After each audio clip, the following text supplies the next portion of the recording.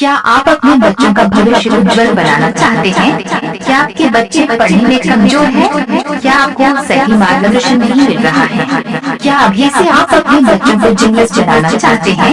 क्या आपको बेहतर टीचर टीम नहीं मिल पा रहा है? क्या आपको बेहतर वातावरण नहीं मिल पा रहा है? इन सभी समस्याओं का समाधान हमने आपके लिए कर लिए हैं। सब्सक्राइब करो कुमार चमन के और घंटे के निशान जरूर दबाओ ताकि ऑनलाइन क्लास की वीडियो आहा सब लग तुरंत पहुंच सके। गुड मॉर्निंग एवरीवन, मैं अमन कुमार आप लोग का अपना यूट्यूब चैनल में स्वागत करते हैं। आपको बता दें कि आज का केमिस्ट्री का क्लास चल रही है, जिसमें आज आपको पिछले कक्षा में आपको हम बताए थे रासायनिक अभिक्रिया की विशेषताएं। तो आपको रासायनिक अभिक्रिया की विशेषताएं हम 5 बताए थे, जिसमें आपको एक के बारे में कैसे होता है वो बता दिए थे। आज उससे आगे हम चलेंगे।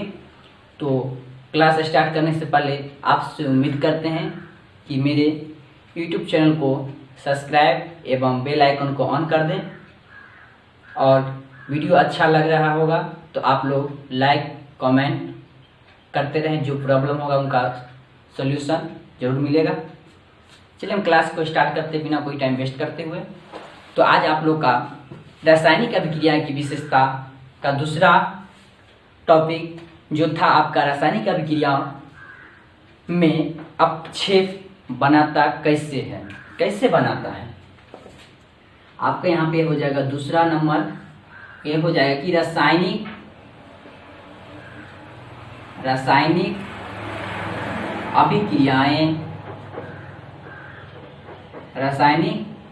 अभिक्रियाएं में अपक्षेप कैसे बनता है, कैसे बनाता है या बनता है, कैसे बनाता है, यही क्वेश्चन आपका आज का होगा। तो इसमें हम देखिए, कल आपको हम पढ़ाए थे पिछले कक्षा में कि रासायनिक अभिक्रिया में गैसों की उत्पत्ति कैसे होती है। तो आज हम इसमें देखेंगे कि इसमें अपक्षेप कैसे बनाता है, इसके बारे में हम देखेंगे। देखते हैं इसमें कि रासायनिक अभिक्रिया में अपक्षेप का निर्माण होता है। रासायनिक अभिक्रिया में क्या होता है, अपक्षेप का निर्माण होता है। अपक्षेप एक ठोस पदार्थ है। कौन सा पदार्थ है? ठोस पदार्थ। कोई पूछेंगे अपक्षेप का निर्माण कैसे होता है, तो आप लोग कहिएगा कि अपक्षेप एक कौन सा पदार्थ है? ठोस पदार्थ है। समझ गए ना? तो चलिए हम लिख लेते हैं। क्या लिखेंगे? रासायनिक अभिक्रियाएं, रासायनिक अभिक्रिया में अपक्षेप का निर्माण होता है में अपक्षेप का निर्माण होता है।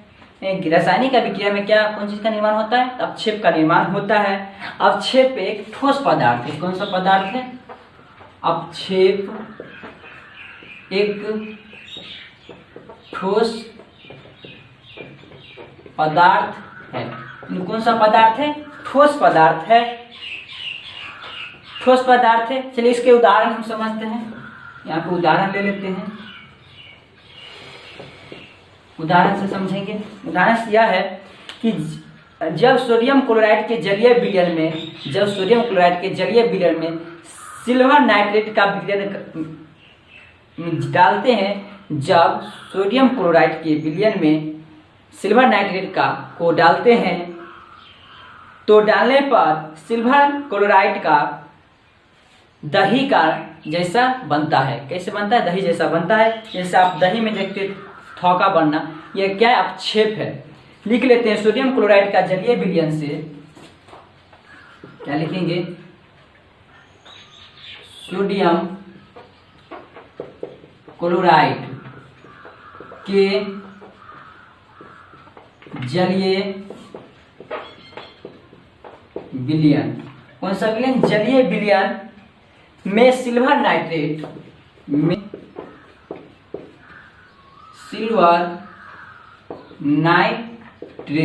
कौन सा नाइट्रेट है? सिल्वर नाइट्रेट का विलयन डालने पर के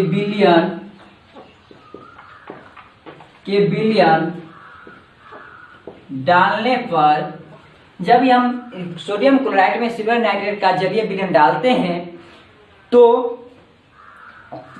सिल्वर क्लोराइड, कौन सा क्लोराइड?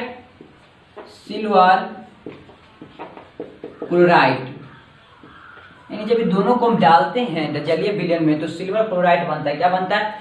सिल्वर क्लोराइड का दही जैसा अपक्षेप बनाता है। सिल्वर क्लोराइड का दही जैसा बनाता है। क्या बनाता है? दही जैसा बनाता है। जैसे दूध से दही जमना, कौन सा प्रक्रिया? रासायनिक प्रक्रिया है। तो यह रासायनिक अभिक्रिया है। तो यह जब हम सोडियम क्लोराइड के जलीय विलयन में सिल्वर नाइट्रेट के विलयन को डालते हैं तो यह देखते हैं कि सिल्वर क्लोराइड का दही जैसा, जैसे दही जैसे जमता है तो दही जैसा बनाता है। समझ गए ना? इसको समझने में कोई दिक्कत नहीं। तीसरा है आपका कि रासायनिक अभिक्रिया में रंग परिवर्तन कैसे होता है। लिखेंगे यहाँ पे रासायनिक अभिक्रियाएं में रंग परिवर्तन कैसे होता है, यानी जो रंग परिवर्तन होता है वो कैसे होता है। आंसर इसका हम देखते हैं। रासायनिक अभिक्रिया में रंग का परिवर्तन कैसे होता है? तो वास्तव में रासायनिक अभिक्रिया में रंग का परिवर्तन होता है, यानी वास्तव में यह सही माना गया है कि रासायनिक अभिक्रिया में रंग का परिवर्तन होता है।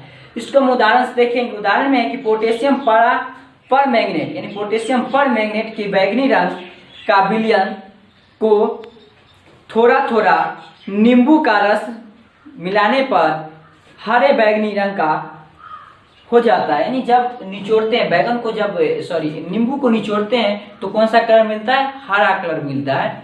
चलिए इसको हम लोग लिख लेते हैं। लिखेंगे वास्तव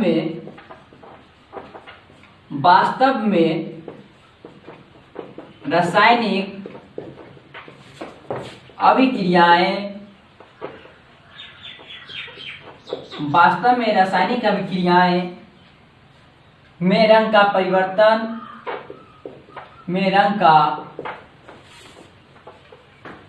परिवर्तन होता है। यह देखा गया कि वास्तव में रंग का परिवर्तन होता है। उदाहरण देख लेते हैं। उदाहरण पोटेशियम परमैंगनेट, यानी पोटेशियम परमैंगनेट के क्या लिखेंगे हम लोग? पोटेशियम परमैंगनेट नेट के बैंगनी रंग, कौन सा रंग है? बैंगनी रंग के विलयन में, बैंगनी रंग के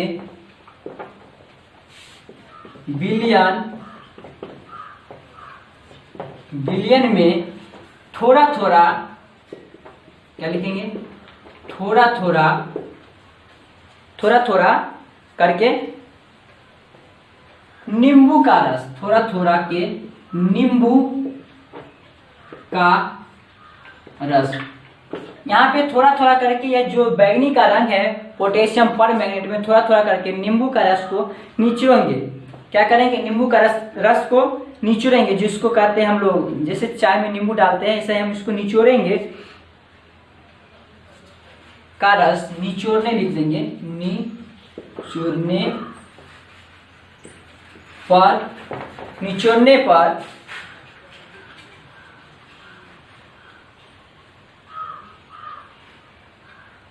निचोड़ने पर हरे बैंगनी रंग गायब हो जाते हैं। हरे क्या लिखेंगे? यहाँ पे बैंगनी, हरा जो बैंगनी रंग होता है, हरे बैंगनी रंग गायब हो जाता है। यह देखेंगे, अभी समझेंगे इसको कि पोटेशियम परमैंगनेट के बैंगनी रंग बैंगनी रंग के विलयन में थोड़ा थोड़ा नींबू का रस निचोड़ते हैं तो हरे बैंगनी रंग, ये जो हरा बैंगनी रंग होता है वो थोड़ा थोड़ा गायब हो जाता है, इसीलिए इसको रंग परिवर्तन हो जाता है। तो रासायनिक अभिक्रिया में रंग का परिवर्तन कैसे होता है देख लिए। आगे आप लोग का है रासायनिक अभिक्रिया में ताप परिवर्तन कैसे होता है। रासायनिक अभिक्रिया में ताप का परिवर्तन कैसे होता है वो देख लेते हैं।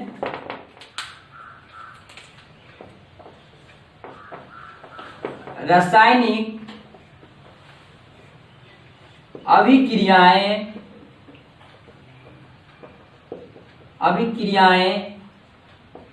में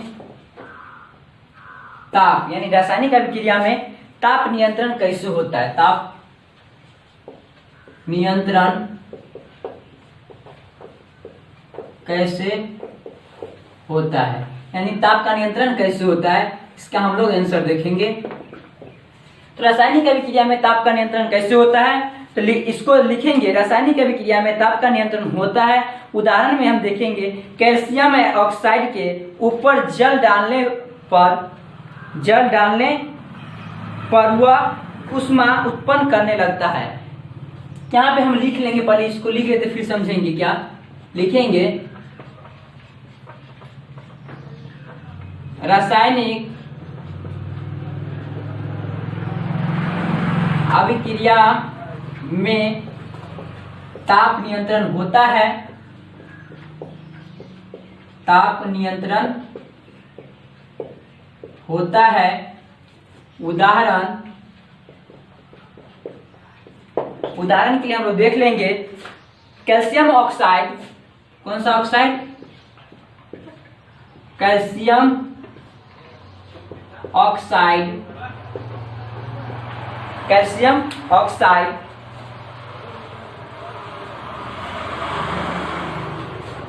कैल्शियम ऑक्साइड के ऊपर जल डालने पर, कैल्शियम ऑक्साइड के ऊपर जल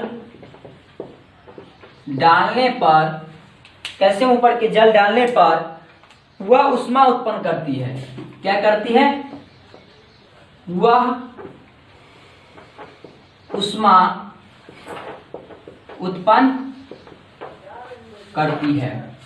इससे हम इसको समझेंगे कि यह ताप का नियंत्रण करता है तो कैसे करता है, तो कैल्शियम ऑक्साइड के ऊपर जल डालने पर ऊष्मा उत्पन्न करता है। जैसे आप देखते हैं गर्म पानी तो ऊष्मा कैसे उत्पन्न करता है, तो ताप का नियंत्रण होता है। कहीं ना कहीं आप यो 0 डिग्री सेल्सियस पर रखे तो वो तापमान में नियंत्रण जैसे हुआ तो क्या ऊष्मा उत्पन्न करने लगता है, तो उससे हम लोग इसमें कहेंगे ताप का नियंत्रण होता है। आगे आपका अवस्था परिवर्तन कैसे होता है, चौथा बता दिए हैं। पांचवा बताते हैं कि रासायनिक अभिक्रिया में अवस्था परिवर्तन कैसे होता है। चलिए देखते हैं कि रासायनिक अभिक्रिया में अवस्था परिवर्तन क्या होता है। वास्तव में रासायनिक अभिक्रिया में अवस्था परिवर्तन भी होता है। क्या लिखेंगे हम लोग,